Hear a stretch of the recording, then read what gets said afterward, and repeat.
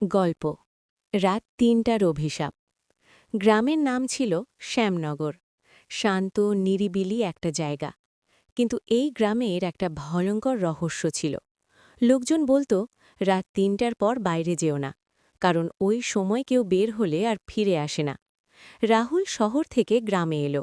ওই সব ভূতের গল্পে বিশ্বাস করত না। বন্ধু শুভ বলল, দেখ রাতে বাইরে যাস না। রাহুল হেসে বলল, ভূত বলে কিছু নেই।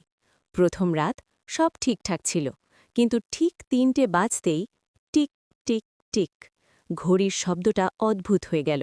হঠাৎ দরজায় ধাক্কা, ধাপ ধাপ ধাপ। রাহুল উঠে দরজার কাছে গেল। কে? কোনো উত্তর নেই। আবার ধাক্কা, আরও জোরে। রাহুল দরজা খুলে দিল। বাইরে কেউ নেই, শুধু কুয়াশা আর ঠান্ডা হাওয়া। পরের দিন সকাল, সব ঠিক ছিল। রাহুল ভাবল, স্বপ্ন দেখেছি হয়তো। দ্বিতীয় রাত, আবার ৩টে। এইবার জানালার বাইরে একটা ছায়া ধীরে ধীরে নড়ছে। রাহুল কাছে গিয়ে দেখল একটা মেয়ে দাঁড়িয়ে, চুলে মুখ ঢাকা। সে ফিসফিস করে বলল, দরজা খোলো। রাহুল ভয় পেয়ে পিছিয়ে গেল, কিন্তু কৌতূহল। ও আবার দরজার দিকে গেল। দরজা খুলতেই মেয়েটা নেই, কিন্তু হঠাৎ পিছন থেকে আওয়াজ, আমি তো ভেতরেই আছি। রাহুল ঘুরে দাঁড়াল আর দেখল মেয়েটা তার ঠিক পিছনে দাঁড়িয়ে, চোখ দুটো কালো, মুখে ভয়ঙ্কর হাসি। রাহুল চিৎকার করে উঠল। সকালে শুভ এলো। রাহুল সব বলল। শুভ চুপ হয়ে গেল। সে বলল, তুই ওকে দেখেছিস?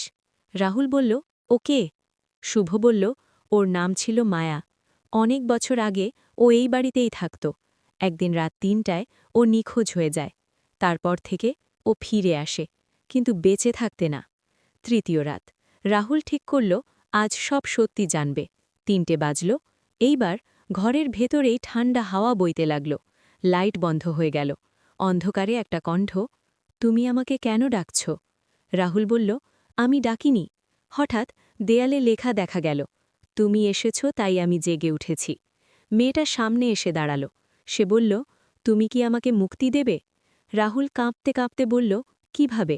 মেয়েটা বলল, দরজা খুলে দাও, শেষ দরজা। রাহুল দেখল ঘরের এক কোণে একটা পুরনো দরজা, যেটা আগে কখনো দেখেনি। সে ধীরে ধীরে এগিয়ে গেল। দরজার হাতল ঠান্ডা। পিছন থেকে শুভ চিৎকার করল, খুলিস না। কিন্তু ততক্ষণে দরজা খুলে গেছে। ভেতরে অন্ধকার। একটা হাত বেরিয়ে এলো, রাহুলকে টেনে নিল ভিতরে। শুভ চিৎকার করল, রাহুল! সব শেষ। পরদিন গ্রামের মানুষ বলল, আরেকজন গেল। বাড়িটা আবার ফাঁকা হয়ে গেল। কিন্তু রাত ৩টায় আজও শোনা যায়, ধাপ ধাপ ধাপ। আর একটা কণ্ঠ, দরজা খোলো। এমন ভয়ঙ্কর গল্প আরও দেখতে হলে এখনই সাবস্ক্রাইব করো।